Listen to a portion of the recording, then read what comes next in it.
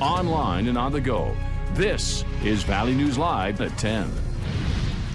Two brothers are dead following two ATV crashes in Barnes County last night.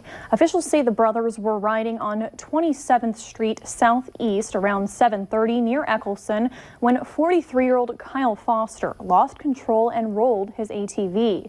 47-year-old Jeremy Foster was ahead and began to retrace his path to find Kyle when he also lost control and rolled.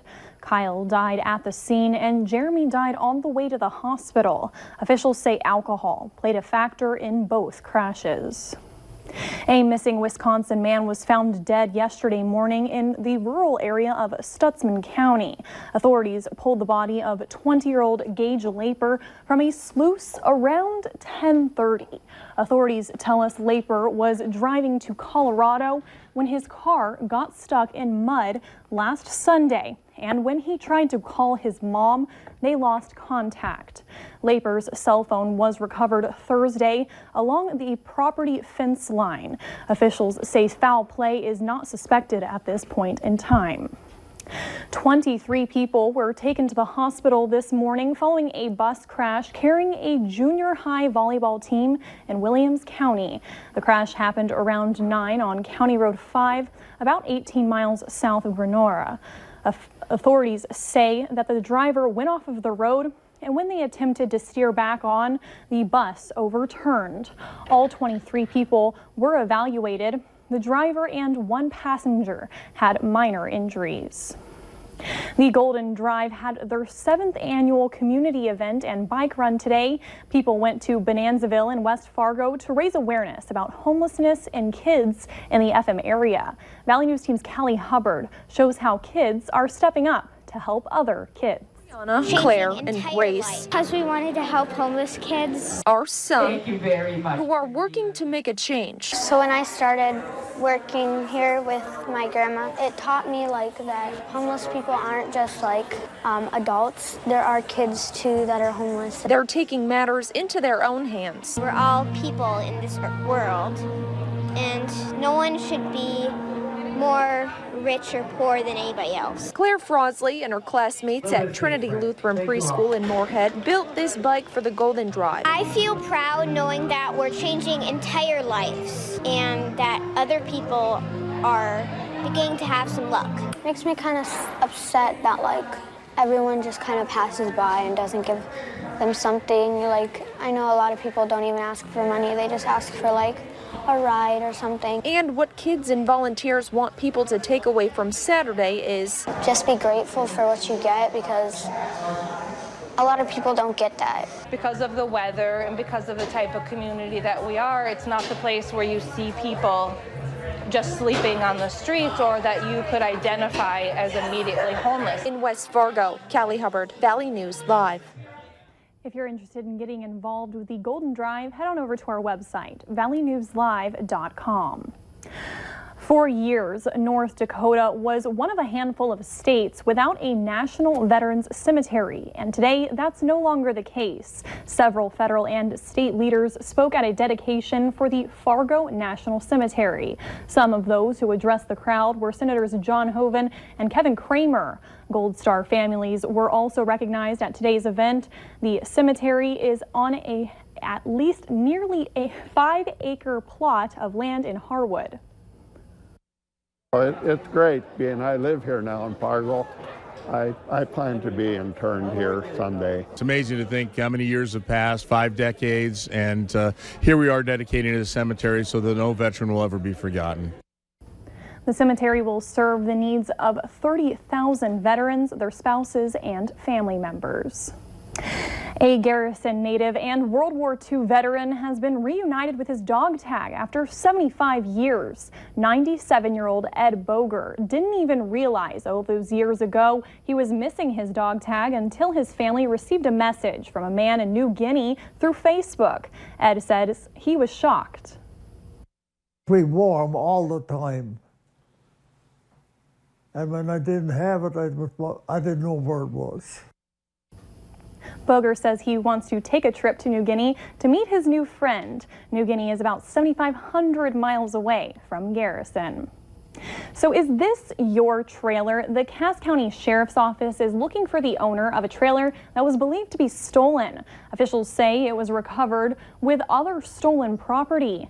The trailer is described to be spray painted black and may or may not have wooden sides on it when it was taken. If you think this may be your trailer, you should contact the Cass County Sheriff's Office. Dorian has left a mess along the east coast of the United States. Volunteers from the Dakotas are headed there to help with cleanup efforts. The Red Cross says 17 volunteers are in areas that are being impacted. Each volunteer trains in a specialty so that when disaster strikes, they're ready to help. You know, in those evacuation shelters, make sure there's food and that it's safe and it's clean, and just to make it more homely for people that are, you know, displaced from their home. Dorian made landfall in Nova Scotia this evening, leaving more than 300,000 people without power. 100-mile-per-hour winds are being reported in the area. It's been a rainy day here in the valley. Not exactly ideal tailgating and football weather.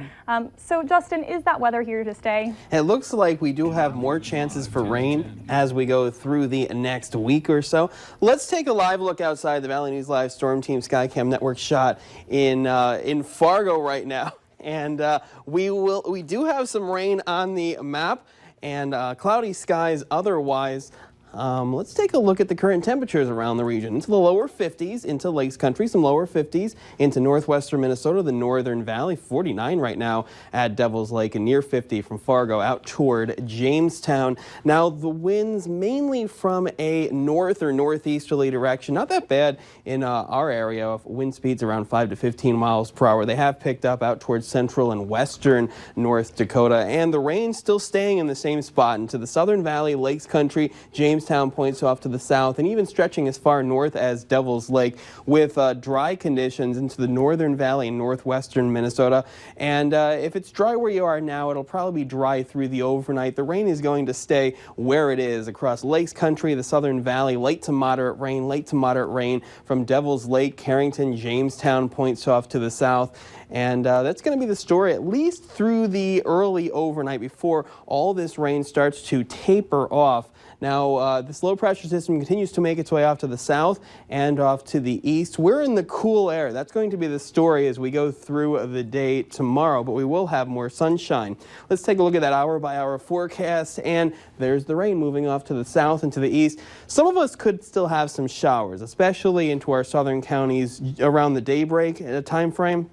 And then more sunshine in our northern counties, more cloud cover south as we go through the afternoon. As temperatures up and down the valley going to be into the mid-60s but lower 60s as you make your way outside the valley, staying mainly dry, but an increase in the clouds going through your Sunday evening. So here's a look at the hour-by-hour forecast, starting off cool into the upper 40s, more cloud cover as we make our way from Fargo, points off to the south, more sunshine north of Fargo, a high of 65 into the Fargo area. That wind flips around to a southeasterly direction, warms us up a little. We were into the lower 50s today. We're going to be into the mid-60s for tomorrow up and down the valley, lower 60s outside the valley. And that is still pretty cool for this time of year because we should be into the mid-70s for average temperatures. And then going through the overnight, mainly dry Sunday into Monday overnight. We've got an increase in the clouds. We're going to have to wait until later on Monday morning before another batch of rain will get here. And then this one actually could be heavy and steady with more rain on the way, lasting through your Monday evening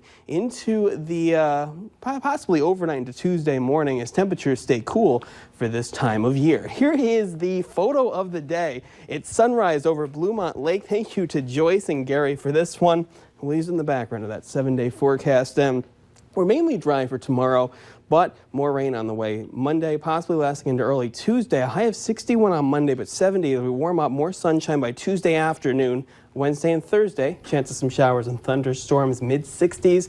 And we cool down to near 60 on Friday with partly cloudy to mostly sunny skies, and we'll warm up to 68 next Saturday. It's not always fun seeing that much rain in the forecast, but I guess we could use it. Yeah, we could use some rain. It's starting to feel like fall also.